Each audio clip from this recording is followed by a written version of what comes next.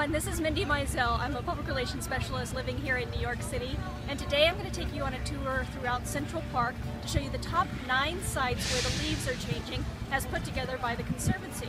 Now we've got our map, got our bikes, we're about to hit the path. Thanks for joining us.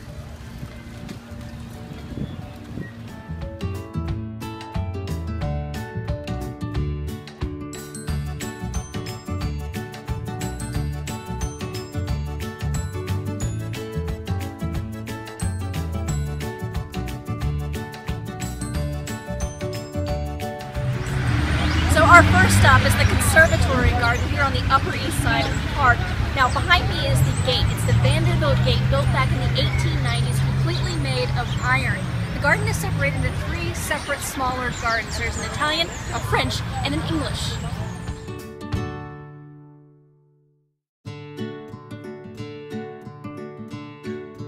So this is the Italian garden in the conservatory. It's got the distinctive long lawn that goes all the way down to the 12-foot tall fountain at the end. Along the sides of the garden are the crabapple trees. On the north end is the French garden, on the south end is the other English garden.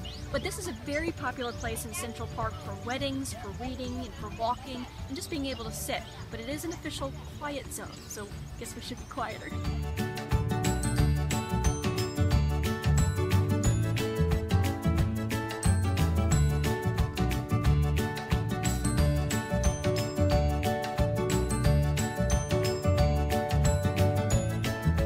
On the northwest side of the park, known as Northwoods. When you go up these steps, it's actually very hard to believe you're in the middle of Manhattan because you cannot see a single taxi cab or tall building around. But it's an area of the park that's supposed to resemble the Adirondack Mountains. It's a very, very popular place for bird watchers and hikers. You can even sign up for a free guided tour. Now the leaves are just starting to change in this area, but the yellow leaves are supposed to be American elms.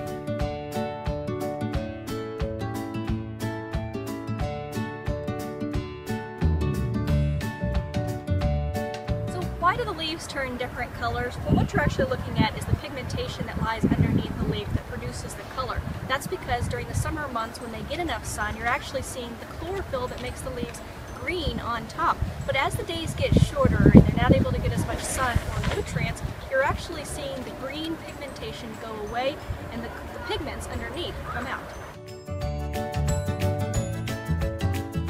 Stop number 3, and one of the most picturesque and relaxing places in the city, is actually this area. It's the pool. It's known for its clean water, its gorgeous landscapes. It's got ducks swimming out there. Many of the trees are already turning colors. The yellows are the hickory, the reds are usually the maples. It's just a gorgeous place to be.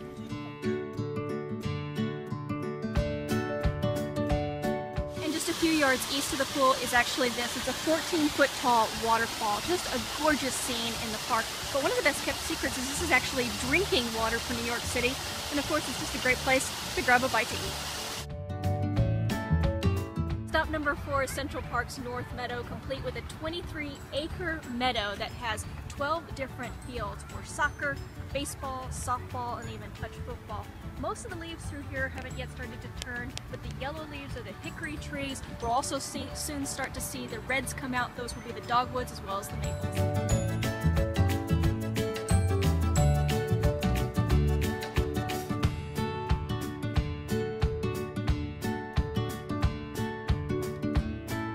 Stop number 5, and one of my personal favorites on this tour, is the reservoir. This is the Jacqueline Kennedy Onassis Reservoir, because it commemorates the First Lady's contributions to New York City. First Lady also liked to come running here. The trail is nearly 1.5 miles long. Now the trees are not yet turning here, but you'll soon see yellow and red colors, which will be the cherry trees.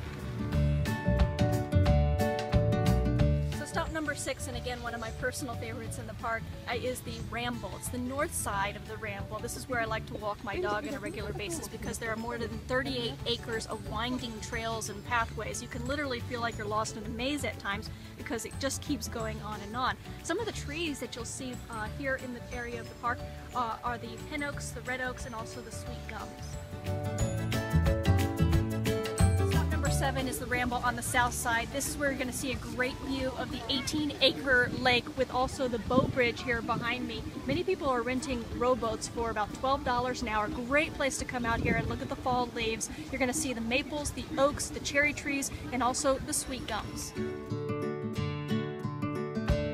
number 8 is the mall area, which is a big pedestrian pathway that you can see here behind me, and it's the only straight line you're going to see in Central Park. Now the main attraction here are the American elms that are lining the pathway here. These are some of the oldest and longest standing elms that you'll ever find in North America, which makes this also one of the most photographed areas of Central Park as well.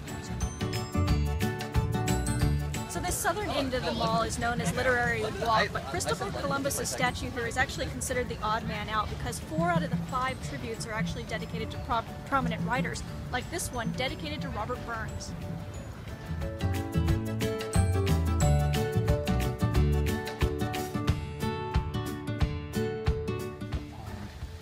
So number 9 and our final stop on our fall foliage tour today is the pond. Millions of people literally come here every single year, yet you can still get a sense of solitude out here along the waters. Many of the ducks are right now here. The leaves are just starting to change in this area. It's a gorgeous place to end our tour of the fall foliage leaves here in Central Park. Now if you'd like to get some more information on how you can do your own tour or just learn more about Central Park in general, you can go to the website at centralparknyc.org. You can also follow along on Twitter at Central Park NYC.